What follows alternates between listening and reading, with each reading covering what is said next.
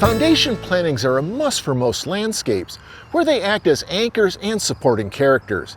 But I really love shrubs that shine in the landscape, and these golden selections fit that criteria.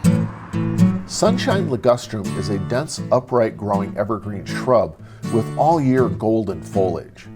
Reaching 3 to 6 feet tall, it tolerates pruning, or when left unpruned, it develops airy and loosely curving stems. This is an easy care plant that does not require frequent maintenance. Golden Euonymus is an evergreen shrub displaying dense, bold green and gold variegated foliage on an upright growth habit. This easy to care for plant is tolerant of poor soil conditions and requires minimal care once established. Nightlight Camisiporus is a striking evergreen shrub with a dense, rounded habit. This shrub has colorful yellow foliage that becomes bronze and green in the winter.